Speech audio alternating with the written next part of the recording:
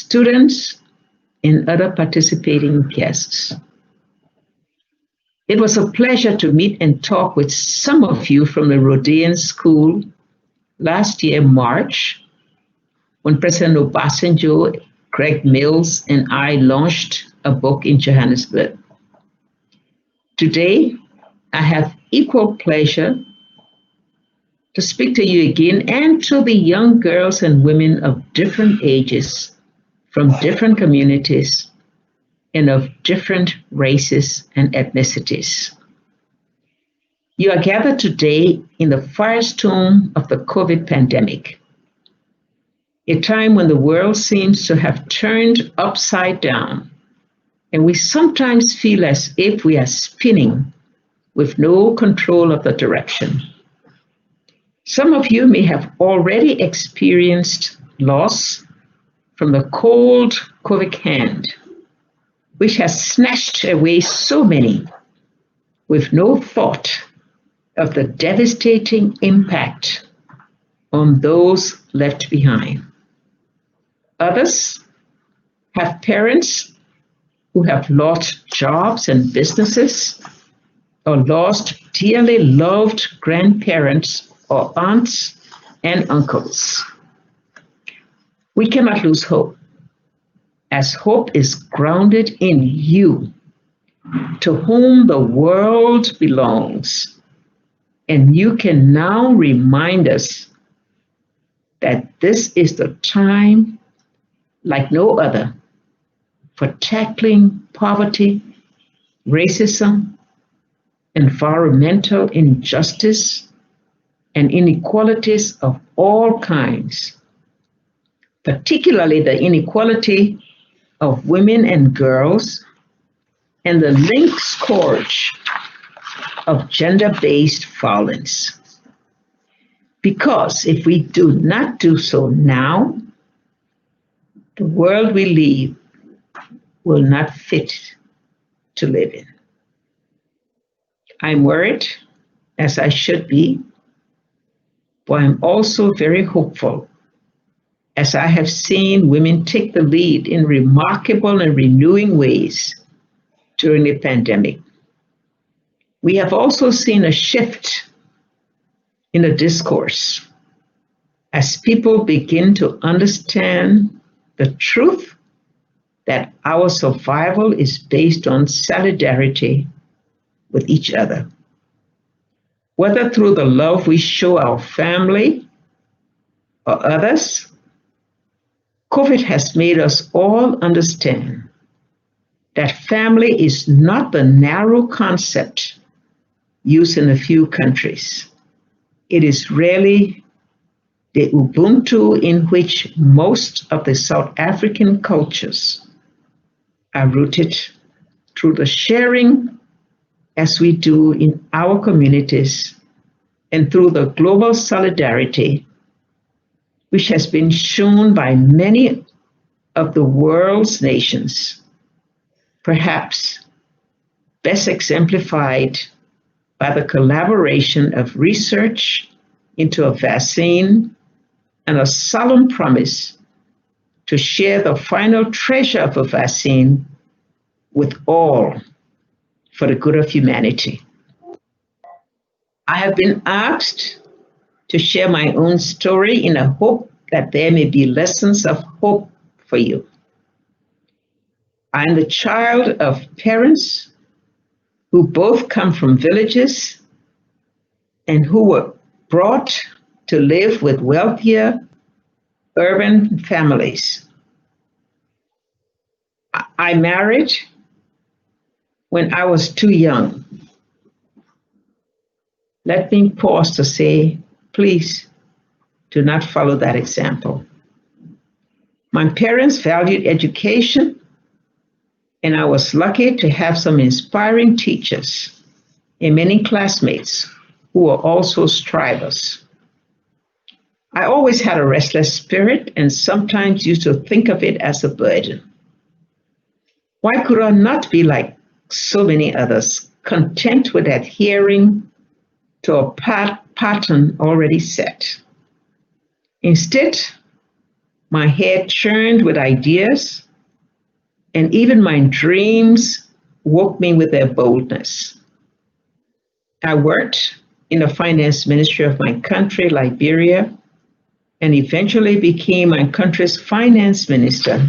Highly unusual for a woman in those days, and especially for one who had resigned earlier on due to expressed concern about government spending. I then moved into the international financial sector and eventually became an Assistant Secretary General of the United Nations, responsible for development support to Africa. I earlier also had the opportunity to serve Citibank in Nairobi as the first African woman vice president. All of this prepared me in many ways for the future. During many of these years, my country was in turmoil, and my first run for the presidency was in the context of an armed conflict. It was a time of great repression and fear, and my family attempted to dissuade me, certain that I would be killed or at the least imprisoned and tortured. I can only say that God had a different plan, and I lived through it all, although force and fraud were used to rig the results. When I decided to run again, it was against similar circumstances. I had to flee Liberia at one point, but managed to come in and out occasionally. I knew no one would take me seriously if I did not show my commitment and courage. Let me pause here to say that I tell my story not to call you to this kind of sacrifice, but to hope sincerely that many of us have paved the way so that your journeys will be smoother and safer. I was elected as President of the Republic of Liberia in 2006 as the first democratically elected African female president. The fact that it took so long to happen is revealing of the continuing struggles with patriarchy and inequality, struggles which you will take forward and overcome. I know that there are some among you who will lead your countries, and I hope to live to see it. My time as president was not an easy one. My country was in ashes after a long military rule and a brutal war. I won because Liberian women decided that they wanted peace, and they joined me as we crossed the country, taking a message of hope and change to all. I set up special courts to fast-track rape cases with respect to due process. I brought women into the public space. I had a vision of a Liberia which would protect and empower its citizens, rooted in strong institutions. I could not fulfill all of my vision, but I can say that I worked day and night to see it come true. And I'm pleased that the progress set the pace for the reconstruction and credibility of Liberia. I handed over power peacefully and within the time mandated by the Constitution. Some of you know that I was privileged to receive the Nobel Peace Prize, along with two other women, one of them my own compatriot.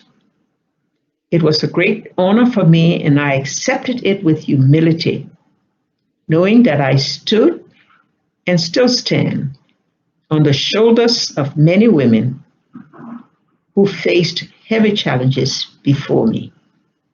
One of my messages to you is to support each other, put aside differences, and find common ground.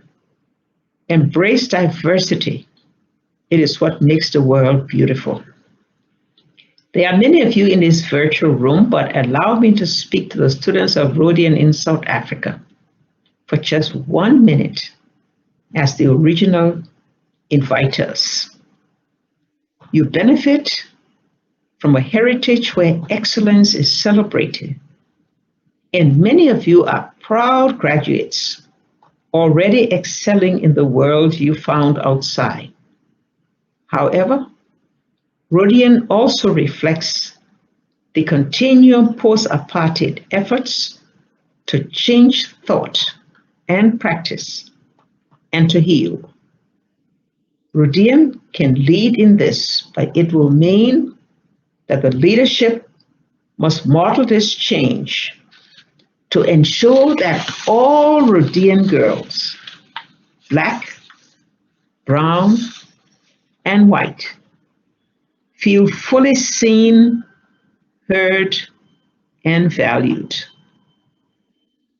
I commend Fiona Rogers and those teachers who are joining others to build the new South Africa with unity, equality, and justice for all. I salute all of you and wish you well on your leadership path.